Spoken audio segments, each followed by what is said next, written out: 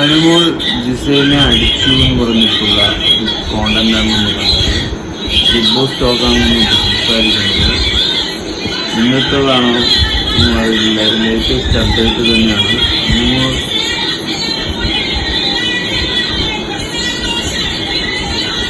ജിസേലിനെ അടിച്ചു എന്ന് പറഞ്ഞുള്ള ഒരു കോണ്ടന്റ്. നിർദ്ദേശമൊക്കെ ആയിരുന്നു. രണ്ടുപേർ പുറത്തു പോയിരുന്നു. ആദില നൂറയുടെ ഡെയിലി ലൈഫ് കഥകളൊക്കെ കഴിഞ്ഞു എന്നാണ് നമ്മൾ കണ്ടത്. ഇപ്പോൾ ജിസേലും അനുമോളുമായുള്ള ബന്ധത്തിലുള്ള ആ ഒരു മേക്കപ്പ് കിറ്റിന്റെ കാര്യത്തിലും ഒളിപ്പിച്ചു വെക്കുന്ന കാര്യത്തിലുമൊക്കെ ആയി അത് കൂടിക്കൂടി അത് വലിയൊരു തല്ലി എന്നൊക്കെ പറഞ്ഞുള്ള കാരണങ്ങൾ ഉണ്ടാക്കി എങ്ങനെയെങ്കിലും ഒരാളെ ഒതുക്കാനുള്ള വാശി ഇതിൽ ഉണ്ടാക്കിയെടുക്കുകയാണ് എന്നാണ് എനിക്ക് തോന്നിയത്. അപ്പോൾ അനുമോളെ പുറത്താക്കണമെന്ന ലക്ഷ്യത്തോടെ ഒരുപാട് പേർ അകത്തുനിന്ന് കളിക്കുന്നുമുണ്ട്. പലരും ഗ്രൂപ്പിസം അവിടെ ഉണ്ട് എന്ന് പറയുന്നത് നേരത്തെ പറഞ്ഞ പോലെ തന്നെയാണ്. അടിച്ചെങ്കിൽ അടിച്ചു എന്നത് ഉറപ്പായും പറയണം. ജിസേലിനെ അനുമോൾ അടിച്ചു, ലൈവിൽ ജിസേലിനെ അടിച്ചു അനുമോൾ എന്ന ആ ഒരു ഇതാണ് നമ്മളിപ്പോൾ കാണുന്നത്. ലൈവ് അപ്ഡേറ്റിലേക്ക് പോവാം. അനുമോള് ജിസേലിനെ അടിച്ചു എന്നെ പറയാം. ശരിക്കും പറഞ്ഞാൽ എന്താണ് ലൈവിൽ നടന്നത് നമുക്ക് അതിനെക്കുറിച്ച് സംസാരിക്കാം. ജയിൽ നോമിനേഷൻ കഴിഞ്ഞു. ജയിൽ നോമിനേഷനിൽ അവസാനമായിട്ട് ജിസേല് വന്നു, അനുവിനെ നോമിനേറ്റ് ചെയ്യുന്നു. അവിടെ ചെറിയ തർക്കങ്ങളൊക്കെ ഉണ്ടായി കേട്ടോ. ഈ നമ്മുടെ ജിസേലിന്റെ ബാഗ് തുറന്ന്, അതായത് പെട്ടി തുറന്ന് അവരുടെ സാധനങ്ങൾ പരിശോധിച്ചതൊക്കെ ജിസേല് ഉയർത്തി പറയുന്നു. അങ്ങനെ അവിടെ തർക്കങ്ങളൊക്കെ നടക്കുന്നതിന്റെ ഇടയിൽ ജിസേല് പറയുന്നുണ്ട് അനുമോള് റൊട്ടി അടിച്ചു മാറ്റി കൊണ്ടുപോകുന്നു. ഞാൻ അങ്ങനെ ചെയ്തിട്ടില്ല എന്ന് പറഞ്ഞിട്ട് അനുമോള് ചാടി അടിക്കുന്നു, പ്രൊവോക്ക് ആവുന്നു. എന്തിനാണ് ഇല്ലാത്ത കാര്യങ്ങൾ പറയുന്നത്, ഞാൻ അങ്ങനെ മോഷ്ടിച്ചിട്ടില്ല, ഫുഡിന്റെ കാര്യത്തിൽ എന്തിനാ അങ്ങനെ പറയുന്നത് പറഞ്ഞുകൊണ്ട് അനുമോള് നേരെ ജിസേൽ ഇരിക്കുന്നതിന്റെ അവിടേക്ക് പോകുന്നു. ജിസേലിന്റെ കയ്യിലിട്ട് അടിച്ചെന്ന് വേണമെങ്കിൽ പറയാം. കയ്യിലാണ് തട്ടിയതോ അടിച്ചതോ അത് പ്രോപ്പറായിട്ട് നമുക്ക് എപ്പിസോഡിലെ കാണാൻ പറ്റും, ലൈവില് കൃത്യമായി കാണാൻ പറ്റും. പക്ഷെ കൈ കൊണ്ട് ഇങ്ങനെ തട്ടീനെ പറയാം. അത് ഇപ്പൊ ജിസേൽ ആ ഒരു ടോപ്പിക് എടുക്കുകയാണെന്നുണ്ടെങ്കിൽ രീതിയിൽ അനുമോൾക്ക് പണി കിട്ടാനും ചാൻസ് ഒക്കെ ഉണ്ട്. പക്ഷെ ഒരു കാര്യം എന്താണെന്ന് വെച്ചാൽ മോഷ്ടിച്ചിട്ടില്ല എന്നാണ് അനുമോൾ പറയുന്നത്. ബാക്കിയുള്ളവരും അത് പറയുന്നു. ജിസേല് അത് പറഞ്ഞത് വെറുതെ ആണെന്ന് തോന്നുന്നു. ഈ ഒരു പെർഫ്യൂംസ് ഒക്കെ എടുത്ത് ഉപയോഗിച്ചതുമായി ബന്ധപ്പെട്ടുണ്ടായ തർക്കങ്ങളുടെ ഭാഗമാണ്. നമ്മൾ ഇല്ലാത്ത കാര്യങ്ങൾ പറയാതിരിക്കുന്നതാണ് നല്ലത്. ബിഗ് ബോസിനകത്ത് ജിസേലിന്റെ ഭാഗത്തും മിസ്റ്റേക്ക് ഉണ്ട്. അനുമോൾ ഇത്രയും വയലൻസ് കാണിക്കേണ്ട കാര്യമില്ല. ഓഡിയൻസ് എല്ലാം കണ്ടുകൊണ്ടിരിക്കുന്നുണ്ട്, ബിഗ് ബോസ് എല്ലാം കാണുന്നുണ്ട്. അപ്പോ അവിടെ പോയി കയ്യേറ്റം ചെയ്യേണ്ട കാര്യമൊന്നുമില്ല. അത് ആവശ്യമില്ലാതെ അനുമോൾക്ക് തന്നെ പണി കിട്ടാനേ ചാൻസ് ഉള്ളൂ. എണീറ്റ് അവിടെ പോയിട്ട് തത്വത്തിൽ അടിച്ചതുപോലെയൊക്കെ തന്നെയാണ് ഒരു ഇതില്ല, അതാണ് പറയുന്നത്.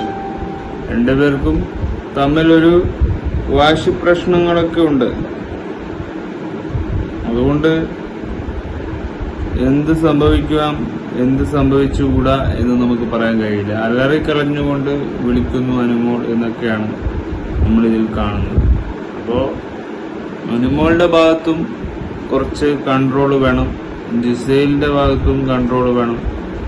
അപ്പോൾ ഇങ്ങനെയൊക്കെ ആയിരുന്നു ലേറ്റസ്റ്റ് അപ്ഡേറ്റ്സ് എന്ന് പറയുന്നത്. അപ്പോൾ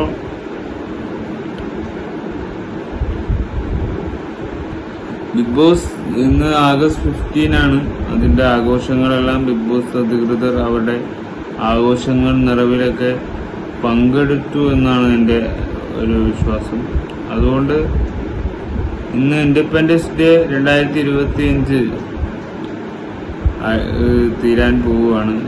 ഇന്നല്ല, സ്വാതന്ത്ര്യം ആഗസ്റ്റ് 15, ആഗസ്റ്റ് എന്ന് പറഞ്ഞ ഒരു ദിവസം ആഗസ്റ്റ് 15 ആഘോഷിക്കപ്പെടുക എന്ന് തന്നെയാണ് എല്ലാവരും ചെയ്യുക എന്നാണ് ആ ഡേ ആയിരുന്നു.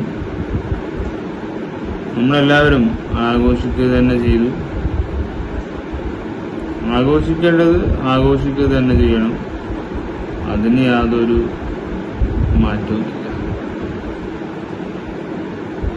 സത്യസന്ധമായിട്ട് തന്നെ നമുക്കത് പറയാനുള്ള ചങ്കൂറ്റം വേണം. ഇല്ലെങ്കിൽ നമുക്ക് എവിടെയും നമുക്ക് പിഴച്ചു പോകുമെന്ന് പറയുന്നില്ല, താളം തെറ്റിപ്പോകുമെന്ന് പറയുന്നത് പോലെയാണ് ജീവിതം. നമുക്ക് തെറ്റിയാൽ അത് പല തവണയാവും. ഇപ്പോൾ 2 പേർ ഒണിയനും പോയി ആങ്കർ ശാരികയും പുറത്തേക്ക് പോയിരിക്കുന്നു. അവർ തിരിച്ചു വരാൻ സാധ്യതയുണ്ട്, പക്ഷേ മിഡ്-വീക്ക് എവിഷനായിട്ടാണ് പുറത്തേക്ക് പോയത്. അവർക്ക് നോമിനേഷൻ വഴി പുറത്തു പോകാൻ സാധ്യത കുറവായിരുന്നു. അപ്പോൾ ഇങ്ങനെയൊക്കെയാണ് പ്രശ്നങ്ങൾ ഉണ്ടായിരിക്കുന്നത്. അപ്പോൾ നമുക്ക് ബാക്കി കുറച്ച് കാര്യങ്ങളും കൂടി അറിയാനുണ്ട്. ഇനി അനുമോളെ തല്ലിയോ ഇല്ലയോ എന്നും കൂടി നമുക്ക് കണ്ടിട്ട്, ഇതിപ്പോ 1 ടെസ്റ്റ് അനുമോളുടെ കാര്യത്തിൽ ലൈവ് കണ്ടുകൊണ്ടിരുന്നപ്പോ നമുക്ക് പെട്ടെന്ന് തോന്നിയത് അനുമോള് ജിസേലിനെ അടിച്ചു എന്നുള്ളതാണ്. സോ എപ്പിസോഡിൽ ഇപ്പോ അത് ടെലികാസ്റ്റ് ചെയ്തിട്ടുണ്ട്. അടിച്ചതല്ല, കൈ ഇങ്ങനെ പിടിച്ച് മാറ്റുന്നതാണ്. ആ ഒരു സമയത്ത് നമ്മള് ബാക്ക് സൈഡിൽ നിന്ന് ക്യാമറ നോക്കുമ്പോ ആ ഒരു ക്യാമറ ആംഗിളിലൂടെ നോക്കുമ്പോഴാണ് അടിച്ചു എന്ന് തോന്നുന്നത്. ശരിക്കും ജിസേലിനെ അനുമോൾ അങ്ങനെ അടിച്ചതല്ല, എന്നാൽ കുറച്ചധികം പരിധി വിട്ട് അവിടേക്ക് പോയി വഴക്കിട്ടു എന്നുള്ളത് ശരിയാണ്. അവരുടെ ദേഹത്ത് തൊട്ടു എന്നുള്ളതും ശരിയാണ്. പിടിച്ചിങ്ങനെ മാറ്റിയതായിട്ടാണ്, കൈകൊണ്ട് പിടിക്കുന്ന നമുക്ക് കാണാം, പിടിച്ച് മാറ്റിയതായിട്ടാണ് കാണുന്നത്. ഇതൊരു വലിയ ഫിസിക്കൽ അസോൾട്ട് ഒന്നും അല്ല, അതുകൊണ്ടായിരിക്കാം ബിഗ് ബോസും അതിന് വലിയ ഗൗരവം കൊടുക്കാത്തത്. പക്ഷെ മിക്കവാറും ഇതൊരു വാണിംഗ് അനുവിന് കൊടുക്കാൻ ചാൻസ് ഉണ്ട്. അങ്ങനെ ചെയ്യരുത് എന്ന് ചിലപ്പോൾ ആരുടെ വീക്കെൻഡ് എപ്പിസോഡിൽ പറയും. കാരണം ദേഷ്യം വരുന്ന സമയത്ത് നമ്മൾ നിയന്ത്രിച്ചേ മതിയാവുള്ളൂ. ഇത് അടിച്ചു എന്നുള്ള രീതിയിൽ വരുത്തി തീർക്കാനുള്ള ഒരു ശ്രമമാണ് അവിടെ നടക്കുന്നത്. ഈ ഒരു വഴക്കിൽ വേറൊരു പ്രശ്നം കൂടിയുണ്ട്. അതായത് ഈ അനുമോള് രാവിലെ തന്നെ കിച്ചൺ ഏരിയയിൽ എത്തിയപ്പോ തന്നെ അനുമോള് കള്ളിയാണെന്നുള്ള രീതിയിൽ, എന്തോ മോഷ്ടിക്കാൻ വന്നു എന്നുള്ള രീതിയിലുള്ള ഒരു സ്റ്റേറ്റ്മെന്റ് അവിടെ വെച്ച് ഇതേ ജിസേൽ പറയുന്നുണ്ട്. അപ്പൊ അനുമോൾ അപ്പൊ തന്നെ കയറി ചൂടാവുന്നുണ്ട്. ഈ ഫുഡിന്റെ കാര്യത്തിൽ കള്ളിയാക്കുക എന്ന് പറയുന്നത് ഭയങ്കര മോശമാണ്.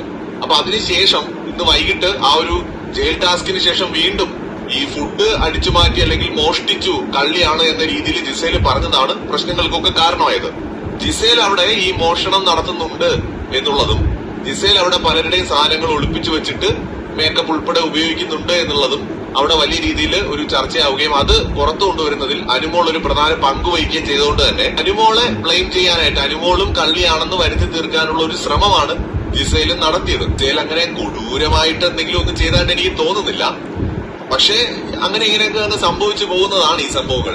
എന്തായാലും ജിസേൽ നിയമം ലംഘിച്ചു എന്നുള്ളത് ശരിയാണ്. കാരണം ബിഗ് ബോസ് പലതവണ വാൺ ചെയ്തിട്ടും അവരത് വീണ്ടും തുടർച്ചയായിട്ട് ചെയ്തുകൊണ്ടിരുന്നു. അതാണ് അവർ ചെയ്ത ഒരു മിസ്റ്റേക്ക്. രണ്ടാമത് അനുമോള് ചെയ്യാത്തൊരു കാര്യത്തിന് അവരെ ബ്ലെയിം ചെയ്യേണ്ട കാര്യമില്ല. 2 തവണയാണ് ജിസേല് അങ്ങോട്ട് പറഞ്ഞത് കുറച്ച് കൂടിപ്പോയത്. 1 ഹൈറ്റിന്റെ കാര്യം പറഞ്ഞത് ഒരല്പം കൂടിപ്പോയി.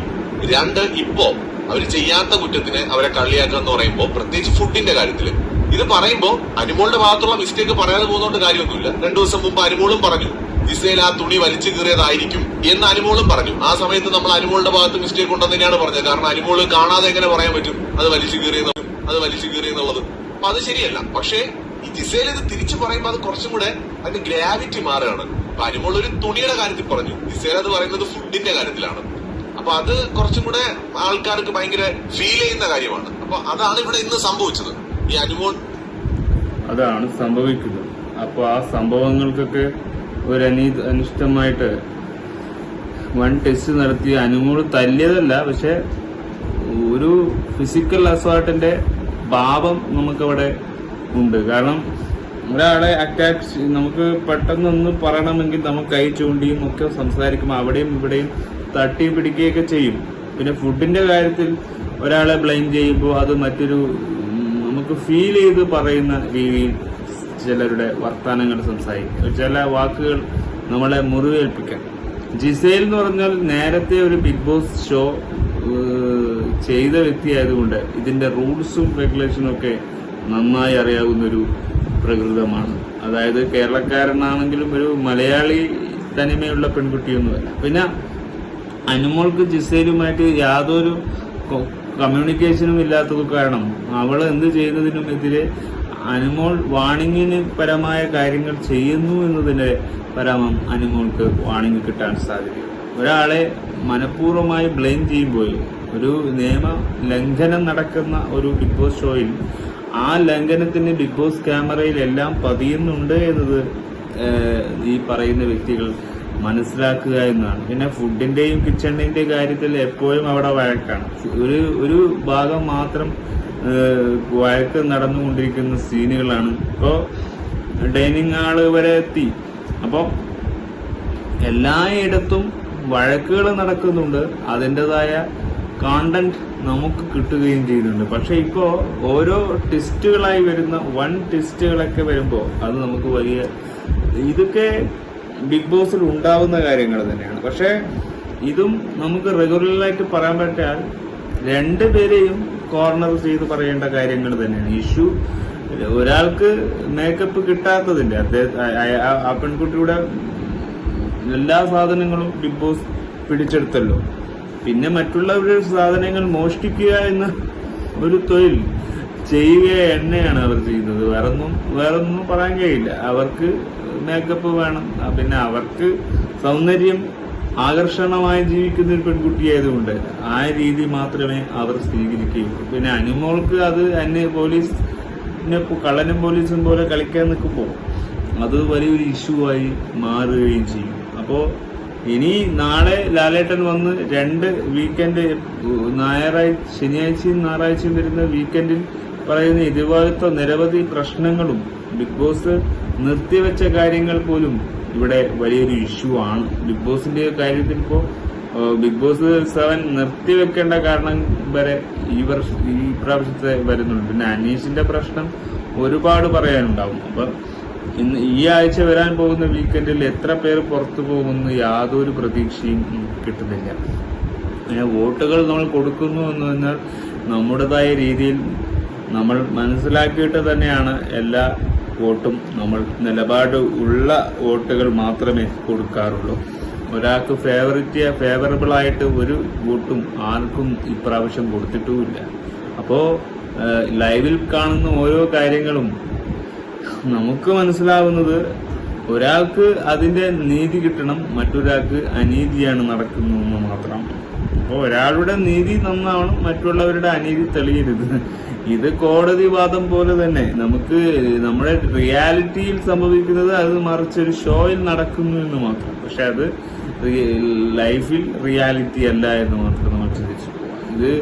ഇത് ഇങ്ങനെ തന്നെ മുന്നോട്ട് കൊണ്ടുപോയാൽ ഇത് വലിയൊരു ഇഷ്യൂ ആകും എന്നത് നേരത്തെ പറയാണ്. ഇതൊക്കെ പെട്ടെന്ന് സോൾവ് ചെയ്യുന്നതാണ് ബിഗ് ബോസ് ഷോ എന്ന നിലയിൽ നമുക്കും എല്ലാവർക്കും നല്ലത്. ബിഗ് ബോസ് ഇപ്പോൾ പണ്ടത്തെ പോലെ ഒന്നുമില്ല, നന്നായി പണി അറിഞ്ഞു തന്നെ കൊടുക്കുന്നുണ്ട്. ജയിൽ ടാസ്ക് കൊടുക്കുന്നുണ്ട്, ക്യാപ്റ്റൻസി ടാസ്ക് പുതിയതായി തിരഞ്ഞെടുത്തിട്ടുണ്ട്. അങ്ങനെ പല നീക്കുപോക്കുകൾ. പക്ഷെ എല്ലാത്തിനും ഒരു ഷാനവാസ് ഇപ്പൊ കുറച്ച് നല്ലൊരു ക്യാപ്റ്റനായിട്ട് മുന്നോട്ട് വരുന്നുണ്ട് എന്നതാണ് ധാരണ. അപ്പോൾ ആ ധാരണകളൊക്കെ വെച്ച് ഷാനവാസൊക്കെ കുറച്ച് മെച്യൂർഡായിട്ട് സംസാരിക്കാൻ തുടങ്ങി എന്നാണ് എനിക്ക് തോന്നുന്നത്. ഓരോരാളുടെയും ബിഹേവിയർ നമുക്ക് മനസ്സിലാകുന്നുണ്ട്, പറയുന്ന രീതികൾ മനസ്സിലാകുന്നുണ്ട്, അവർ കാണിക്കുന്ന രീതികളൊക്കെ പ്രേക്ഷകർക്ക് മനസ്സിലാകുന്നുണ്ട്. ഇനി കണ്ടന്റ് വൈസുള്ള ജഡ്ജ്മെന്റ് ആയിരിക്കും. ഇനി എങ്ങനെയാണ് ഓരോരുത്തരും വിലയിരുത്തുക എന്നതാണ്. ആ വിലയിരുത്തൽ അടിസ്ഥാനത്തിലായിരിക്കും ഇവർക്ക് പുറത്തു പോകണോ അകത്ത് നിൽക്കണോ എന്നുള്ള ഒരു രീതി, ആരാണ് വിന്നറാകുക എന്നത് മാത്രമായിരിക്കും ഇനി ബിഗ് ബോസിന്റെ മുന്നിൽ ഒരേ ഒരു ചോദ്യം മാത്രമാണ് നിലനിൽക്കുക. അപ്പോൾ മിഡ് വീക്കിൽ പോകുന്നവരുടെയും കാര്യത്തിൽ എന്താണ് തീരുമാനമെന്നൊക്കെ ശനിയാഴ്ചയും ഞായറാഴ്ചയുമേ നമുക്ക് അത് അറിയാൻ പറ്റൂ. ആരകത്ത് പോകും, ആര് പുറത്ത് പോകുമൊക്കെ. അപ്പൊ മിഡ് വീക്കിലും കുറെ പേർ ഇനിയും പുറത്തു പോകാനുള്ളവരുണ്ട്. അപ്പോൾ സൂക്ഷിക്കുക. നമ്മളുടെ സെൽഫായ തീരുമാനങ്ങളും മറ്റുള്ളവരുടെ കാര്യങ്ങളുടെ ഇടപെടുമ്പോഴും നമുക്ക് ഒരു ഡിസ്റ്റൻസ് കീപ്പ് ചെയ്ത് നമുക്കതായ ഒരു ആറ്റിറ്റ്യൂഡ് മാറ്റി നമുക്ക് നല്ലൊരു മെച്യൂരിറ്റിയോടെ സംസാരിച്ചിട്ട് അത് അവരെ എങ്ങനെ സോർട്ട് ഔട്ട് ചെയ്യാമെന്നുള്ള ചിന്തകളൊക്കെ കൊണ്ടുവന്ന് പെട്ടെന്ന് ഇമോഷണൽ ആകുന്ന രീതി സ്ട്രാറ്റജി വേണ്ട. അനുമോള് പെട്ടെന്ന് കരയുന്നതിന് കാരണം അത് വളരെ ഒരു ഇമോഷണലി ഒരു സ്ട്രാറ്റജിയായി മാറും. അത് ബിഗ് ബോസിന്റെ കാര്യത്തിൽ ഒരു ശക്തമായ ഒരു തീരുമാനമായിരിക്കില്ല. ഒരു ഇമോഷണൽ ഒരു രീതിയൊക്കെ പെട്ടെന്ന് കരയുക, പെട്ടെന്ന് ഇതാക്കുക, അതൊക്കെ നമുക്ക് ഉൾക്കൊള്ളാൻ കഴിയുന്നില്ല.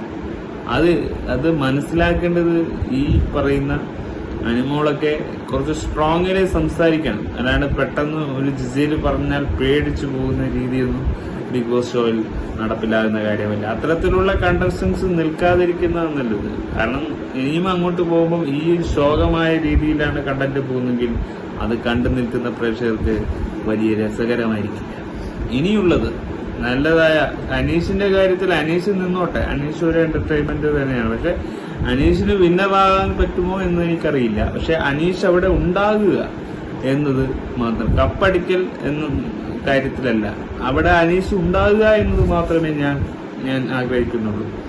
മറ്റു കാര്യങ്ങളിലൊന്നും ഞാൻ അധികാരപ്പെടുകയില്ല. മറ്റുള്ളവർക്കും കപ്പടിക്കാൻ അധികാരമുണ്ട്. ആര് കപ്പടിച്ചാലും ബിഗ് ബോസ് വിന്നറാകുക, ബിഗ് ബോസിന്റെ നിലപാട് മാറുക എന്ന് മാത്രമാണ് നമ്മുടെ ഇന്ന് ആഗസ്റ്റ് 15 ആയതുകൊണ്ട് അതൊരു പ്രതിജ്ഞ പോലെ എടുത്ത്